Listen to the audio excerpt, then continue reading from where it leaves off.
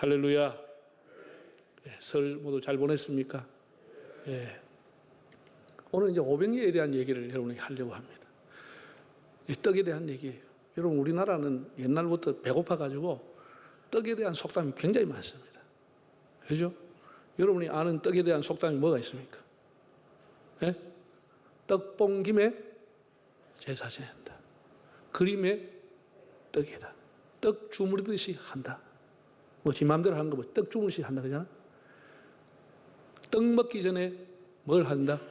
김치국부터 마신다. 그런 말이죠. 자다도 노인 말 들으면 떡 생긴다 그랬어요. 진짜 좋은 말은 밥 위에 떡일세. 그 말은 밥만 해도 족한데 떡까지 줬으니까 흡족하고 만족한 걸 표현할 때 떡 위에 밥일세. 그런 거예요.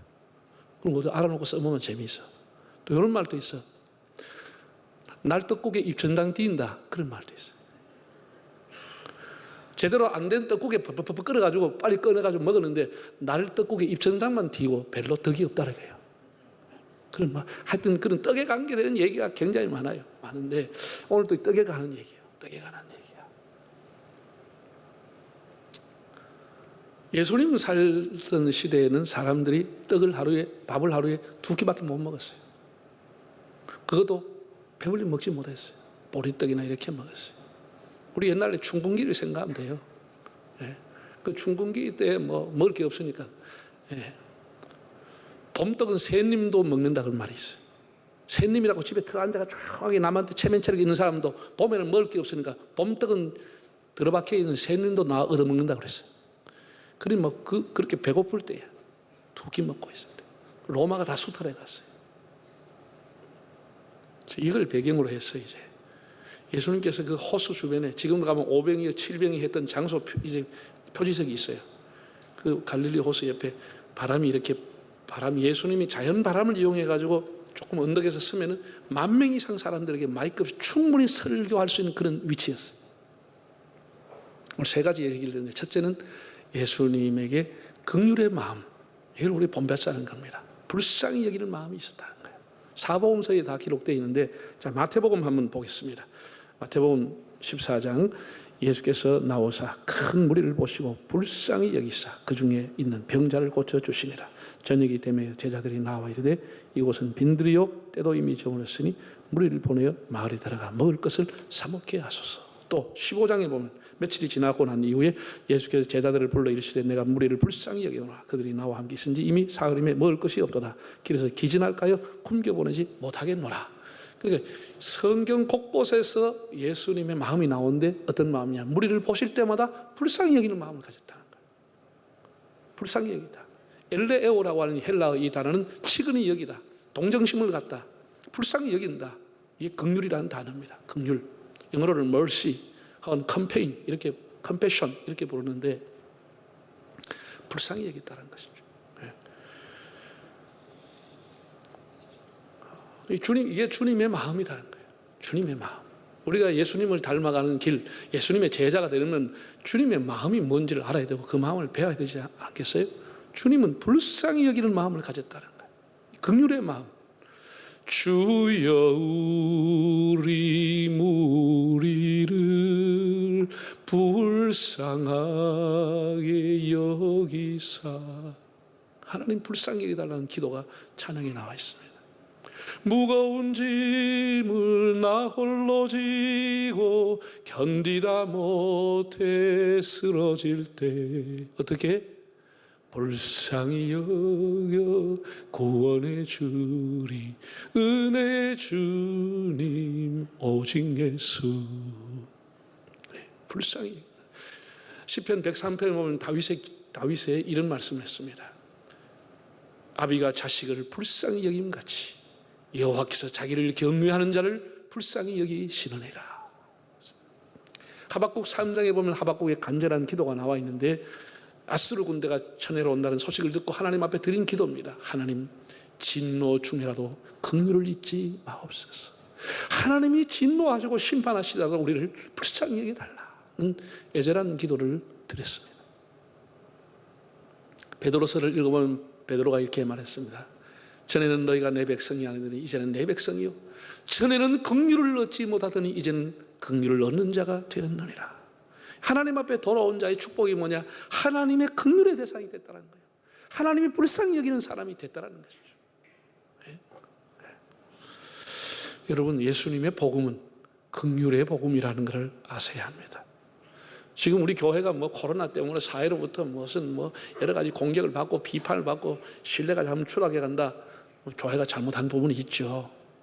그런데 그걸 회복할 수 있는 길은 다른 거 있지 않아요. 제가 지난주에도 교회 연합단체 기관장들하고 대형교회 목사님들하고 대화를 나눴습니다. 전화로 대화하면서 우리가 회복할 수 있는 길은 예수님의 마음, 긍휼의 사역, 봉사하는 사역을 다시 하면 좋겠다. 과거에 태안 가서 기름을 닦듯이 한국교회가 조용히 사회 약자 어려운 문제들을 이렇게 해야지 뭘 자꾸 우리 공격적인 전도하고 그럴 때는 지나갔다. 다시 그 단체를 한번 추스려서 새로운 재조직이 필요하다. 그런 대화를 했습니다. 여러분, 우리나라 6.25 사변이 일어나고 난 이후에 전쟁 고아가 많았을 때 그 아이들을 먹여주기 위해서 만든 것이 월드비전이라는 것입니다. 그 길가에 고아들이 굶어서 추위에 145세 때 고아들이 굶어 죽어가는 시체를 보고 불쌍히 여겼던 선교사님이 만든 단체가 컴패션이라고 하는 재단입니다. 자비의 재단, 동정 혹은 긍휼의 재단이라는 것을 만들어 지금까지 사역을 하고 있습니다. 그 외에 유니셰프라든지 네이버후즈라든지 이런 다 기독교 정신에서 나온 것입니다. 국제 환경을 보호하는 그린피스, 세계 병자들을 고치기 위해서 다니고 있는 국경은 의사회, 전부 다 기독교 정신으로 소위 말해서 비정부 단체, NGO라고 하는 단체를 만들어가지고 끊임없이 지금 지구촌의 사람을 구하기 위해서 일하고 있습니다. 기아에 허덕이는 사람, 병든 사람, 학교를 가고 싶으면 학교에 못 가는 사람, 자매결을 맺어서 공부를 시켜주는 일들, 아동학대를 금지하는 일들, 이거 다 정부가 하는 것이 아니고 전부 다 NGO 단체가 그런 일을 하고 있습니다. 이거 어디서? 예수님이 불쌍히 여기는 마음에서부터 나오는 거예요. 이게 긍휼사역이라 이렇게 부르는 겁니다. 긍휼사역. 여러분들이 이제 우리 예수 믿으면서 우리가 생활에 실천할 수 있는 것이 바로 이런 겁니다. 많은 것은 뭐 하더라도 여러분 자녀들에게 불러가지고 가르치십시오. 네가 어릴 때부터 남을 돕고 남이 아파하는 것에 공감하는 그런 마음이 필요하다. 네가 원하는 단체를 이렇게 클릭해서 찾아보고 네가 월드비전 하든지 유니셰프를 가든지 아니면 무슨 단체를 후원하든지 한 달에 5,000원도 좋고 10,000원도 좋고 네 용돈 아껴가지고 꼭 이렇게 남에게 도와주는 마음을 늘 가지고 살아라. 이렇게 해서 그 구자로 보내고 하면은 그게 10년 가고 20년 가면 자기 인생을 돌아보면 정말 보람 있고 가치된 일 중에 하나가 그런 것이에요. 큰 돈 안 들이면서 가장 보람을 느끼는 거예요. 우리가 헛발리 쓰는 돈이 얼마나 많아요. 예? 우리 담배 먹는 사람 없지만 쓸데없이 담배 피우고 한 달에도 돈 몇만 원 쓰는데 그럼 5,000원, 10,000원이라도 그런 거 도와주면 얼마나 좋겠어. 얼마나 좋겠어. 예? 그런 것을 하는, 그런 작은 것을 실천하는 것이 네 사랑이고 주님의 마음이라는 것이에요. 예? 우리가 마음만 먹으면 할 수 있는 것이 그런 것이에요. 마음만 누구나 다 할 수 있는 것이에요.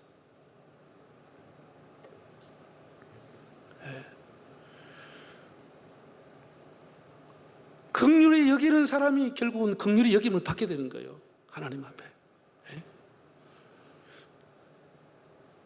디모데전서 1장을 보면 바울이 이렇게 말했습니다. 내가 비방자요 폭행자요 핍박자였으나 사도가 된 것은 주님이 나를 긍휼히 여겼기 때문이다 했어요. 자기가 이렇게 참 자격이 없는 사람이지만 하나님의 종이 되고 사도가 된 것을 돌아보니 주님의 긍휼이 있었기 때문이다 라는 고백을 한 것입니다. 오늘 우리에게 표현하면 이렇게 말한 거예요. 나는 불합격자요, 나는 커트라인 미달자이지만 내가 목사가 되고 장로가 되고 집사가 되고 구역장이 되고 찬양대원이 된 것은 하나님의 긍휼이 내게 있었기 때문이다. 이런 얘기인 것이에요. 하나님이 나를 불쌍히 여기 줬기 때문에 내가 하나님 앞에 봉사하며 살아가는 것입니다.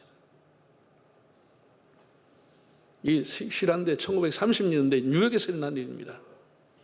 어느 날 재판정에 이제 판사가 나가서 배심원 강에 나가보니까 한 노인이 서 있는 거예요. 그 사람은 내용을 보니까 즉석 재판인데 현행범으로 잡혀와서 제가 전에 가서 빵을 훔치다가 들켜가 온 거예요. 그래가지고 왜 그렇게 하시느냐 그렇게 했더니 그분이 진술하기를 판사님 죄송합니다. 제가 여러 군데 취직을 하려고 여러 군데 문을 두드렸지만 나이가 많다고 아무데도 받아주는 것이 없습니다. 제가 3일을 굶었습니다. 어쩔 수 없이 나쁜 것인지 아지만 빵을 좀 훔쳤습니다. 그래 너무 기가 막히지. 그래 판사가 그 얘기를 듣고 판결을 냈습니다. 뭐라고 해야죠? 예? 여러분 판사가 또 뭐라고 하겠어요? 판사가 이렇게 한 거예요. 법은 만민에게 평등한 것입니다. 부자라고 봐줄 수 없고 가난하다고 면제되는 것은 아닙니다. 그래서 당신은 절도를 했기 때문에 벌금 10불을 선고합니다. 그 돈 1불도 없는 사람인데 10불을 벌금을 내라고 선고를 하고, 이게 돈 내지 않으면 며칠 동안 유치장에 들어가야 됩니다. 그러니 뭐 사람들이 술렁술렁한 거예요. 그래서 판사가 그 다음에 한 얘기입니다. 여러분, 우리 다 뉴욕에 살고 있습니다. 우리 뉴욕에 살고 있으면 우리 이웃의 아픔을 몰랐습니다. 우리가 저렇게 이웃이 배고파하는 걸 우리는 모르고 무관심한 죄를 지었습니다. 무관심한 죄로 제가 벌금 10불을 대신 내겠습니다. 그리고 모자를 돌릴 테니까 여러분들도 다 무관심 죄를 짓으니까 50센트라도 벌금을 내시기 바랍니다. 이렇게 해가지고 돌려가지고 수북이 돈을 걷어가지고 벌금 내고 그분을 위로해 줬다는 얘기가 있어요. 이후에 이 판사가 뉴욕에서 3번이나 시장을 했던 라규 아디아라고 하는 사람입니다. 유명한 시장이 되었다고 합니다.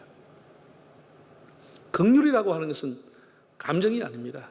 감정이 아니에요. 네.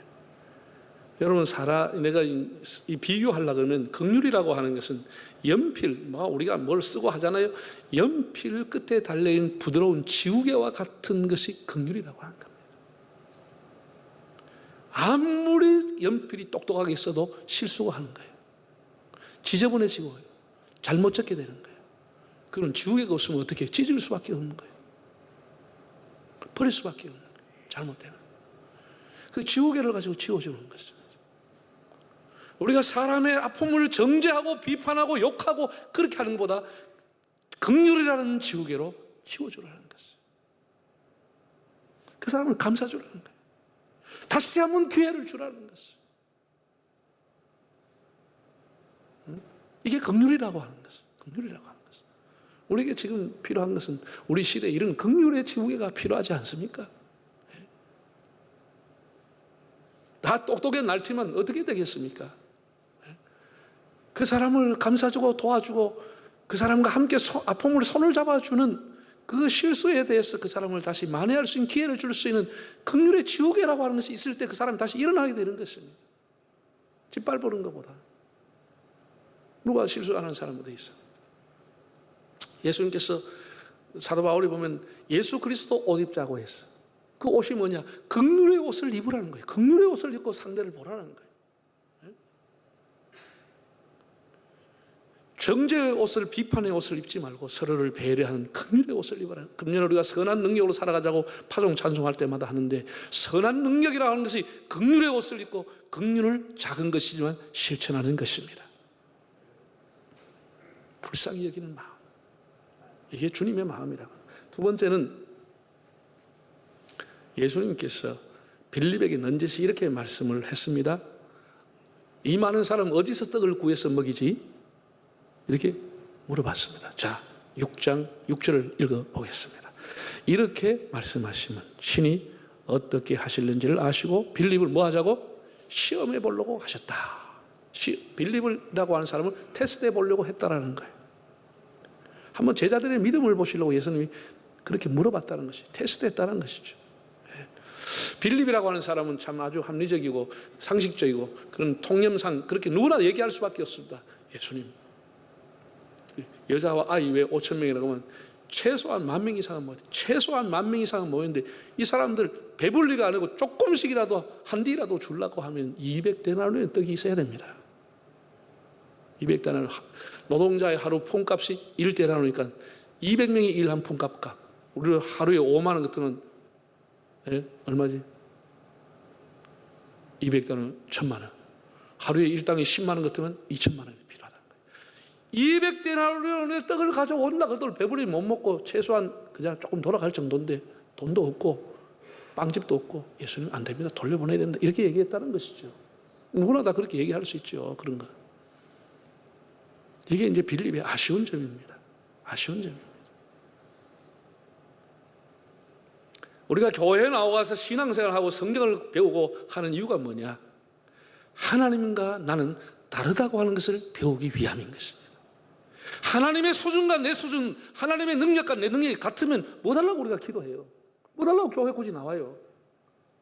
신앙의 가장 기초가 뭐냐? 하나님과 나는 다르다고 하는 것을 배우는 것이에요. 이거 깨닫는 또 오랜 세월이 가야 돼. 깨지고 터지고 쪼개지고 병원 가고 수술 받고 잡아째고 막 망했다 흥하였다 이렇게 몇 번 디베져야 겨우 깨달아지는 게 하나님하고 내하고 좀 다르구나. 이거 느껴진다니까. 근데 그것도 안 느끼고 빨리 깨달으면 그 사람은 복받은 사람이야. 복받은 사람. 따라합시다. 하나님하고 내하고는 클래스가 다르다. 하나님하고 내하고는 레벨이 완전히 다르다. 그런 예를 믿어져요? 예? 여러분 물어봅시다. 내가 뭐 하면 하나님 뭐 하는 겁니까? 내가 안 되면 하나님 불가한 겁니까? 그럼 못 올라가 하나님 앞에 기도해요. 자기 믿고 살면 되지. 자기 통장 믿고 자기 주머니 믿고 살면 돼요. 그런 사람은. 빌립의 가장 약점이 뭐였느냐? 현대교회의 약점이 뭐냐? 예수님이 곁에 있지만 예수님을 무시하고 자기 머리로 살아가는 것이에요. 예수님하고 아무 상관없이 예수 믿는다 하면 살아가는 거예요. 이게 우리 가장 약점이라.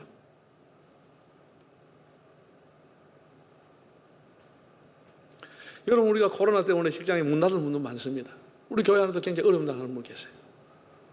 물론 지난주에는 참 신나는 일도 있어요. 제가 연락을 받았는데 지난주에 임용교사, 교사들이 시험 쳤는데 막 집사님들 중에 자녀가 마지막으로 최종적으로 교사 합격한 사람들도 있다고 얘기를 두어 집 들었습니다. 감사한 일이죠. 너무도 감사한 일이죠. 근데 다 어려워요. 그럼 내가 어려우면 다 내 인생 끝나는 겁니까? 내 인생은 샤틀 닿는 겁니까? 우리가 아무리 기도해도 상황이 어려울 수가 있고 아무리 하나님 앞에 믿음으로 살아도 조금 더 길이 열리지 않고 더 꼬일 수도 있는 것이에요. 그럼에도 하나님은 여전히 살아계시는 거예요. 여전히 어제나 오늘이나 변함이 없고 하나님은 창조주 하나님이신 것이에요. 이걸 믿는 것이 믿음이라고 하는 것이에요. 내가 절망하고 어려우면 낙담하고 포기하고 그건 하나님 믿는 사람이 아닌 겁니다. 이것이 우리가 잘못된 것이죠. 이게 빌립의 신앙이라고 하는 거예요. 아주 유치한 신앙인 것이죠.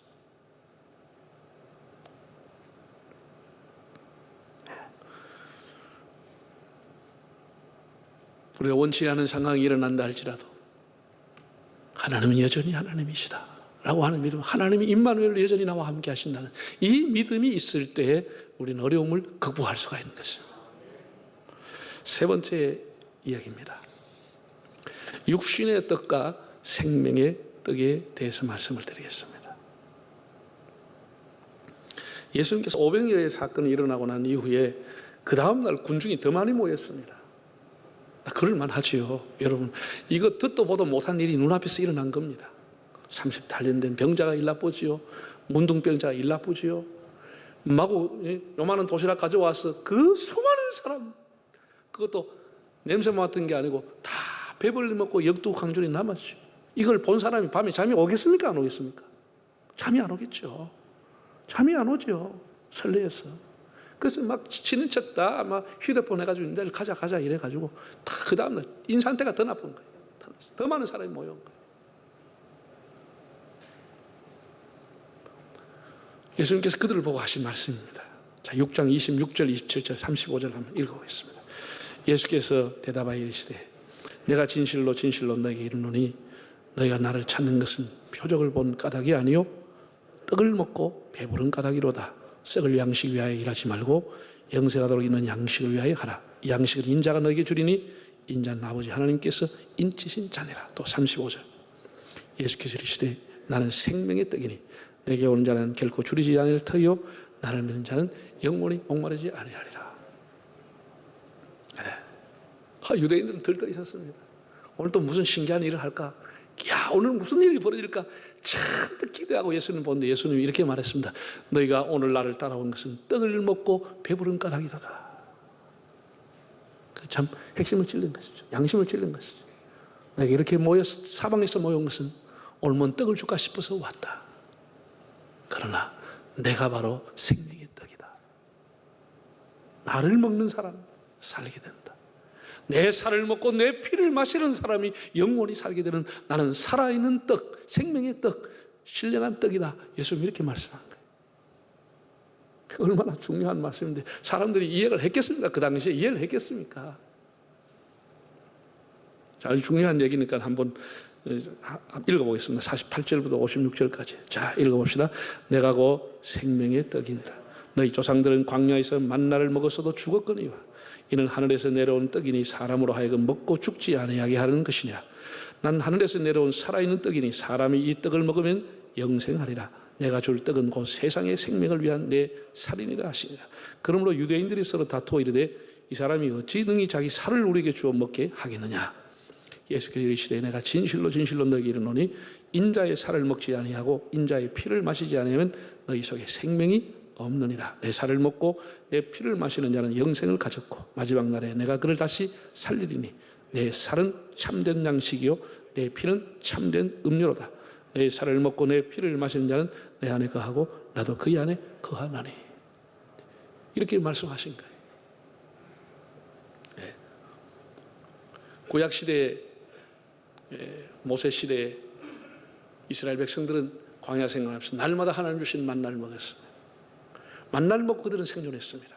그러나 그것은 엄밀하게 따지면 그건 썩을 양식이었습니다. 먹고 대변으로 나오는 배설하는 썩을 양식이고 영원히 살 수 있는 만나는 아니었다. 예수는 그렇게 말씀하는 거예요. 구약에 하나님의 성막 안에 지성소와 성소가 있었습니다.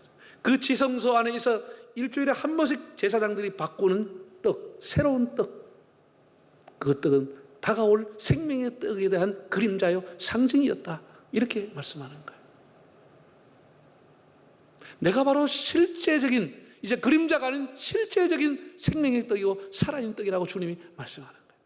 나를 먹는 자는 영원히 사는 것이다. 다시는 떡을 갈 필요가 없다는 것이죠. 그래서 우리가 성찬을 합니다. 예수님의 떡과 살을 기념하는 성찬을 하는, 성찬이 그리 중요하죠. 다시 말해서 예수님의 피를 믿는 사람은 예수님을 먹는 사람이에요.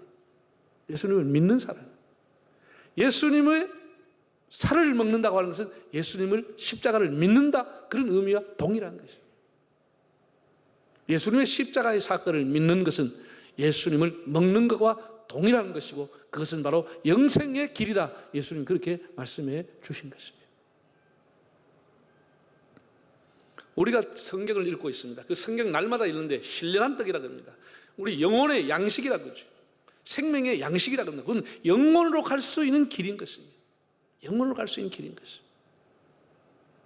그건 썩어 없어지는 양식이 아니라는 것이죠. 그 말씀이 우리 속에 역사하면 우리 영혼이 살게 되는 것이죠. 예수님을 믿는다고 하는 것은 예수님의 몸과 살을 먹는다, 피와를 먹는다고 하는 동일한 단어인 것입니다. 그래서 나를 먹는 사람은 영원히 사는 것이다. 내가 곧 생명의 떡이기 때문이다. 이렇게 예수님이 말씀을 한 것입니다. 사랑하는 여러분, 오늘 제가 세 가지 말씀을 드렸습니다. 첫째는 우리 어떻게 살자고요? 예? 긍휼의 마음으로. 교회는 긍휼의 사역을, 여러분 개인은 긍휼의 삶을 살아야 됩니다. 그것은 연필 뒤에 달려있는 부드러운 무지개와 같은, 지우개와 같은 것이고, 우리가 긍휼의 옷을 입고 살아가면 교회가 화평하게 되는 것이에요. 여러분 가정이 화평하게 되는 것이에요. 우리 사회가 또 새로워지는 것이에요. 이 긍휼의 옷, 상대방을 긍휼히 여기는 마음, 컴패션하는 마음, 이런 것이 아주 중요한 것입니다. 여러분 자녀들과 함께 긍휼의 삶을 사시기를 바랍니다. 예수님 빌립을 테스트해 봤다고 그랬어요. 그 테스트의 가장 기본이 뭐냐? 나와 너는 다르다는 것이. 이사야 55장에 보면 내 생각과 너희 생각은 다르며 라고 했습니다. 하나님이 우리와 다르다고 하는 이 사실을, 이걸 깊이 믿는 것이 믿음이라고 하는 것입니다. 하나님은 내 능력, 내 수준하고는 아예 비교 자체가 안 되는 것입니다. 비교하는 것이 하나님 앞에 불경인 것입니다. 하나님은 능치 못함이 없는 것이고 나는 어려워도 하나님은 능치 못함이 없다고 하는 것을 믿는 것을 오늘 빌립을 통해서 주님 우리에게 가르쳐 주고 있는 것입니다. 그리고 마지막 세 번째는 우리의 먹는 이 육신의 떡이라고 하는 것은 정말 시간이 가면 또 먹어야 되고 이건 썩을 양식인 것입니다. 그래서 육신의 호흡을 위해서 먹는 것입니다. 우리의 영원한 양식은 주님의 말씀이고 영원한 양식은 주님의 십자가인 것입니다.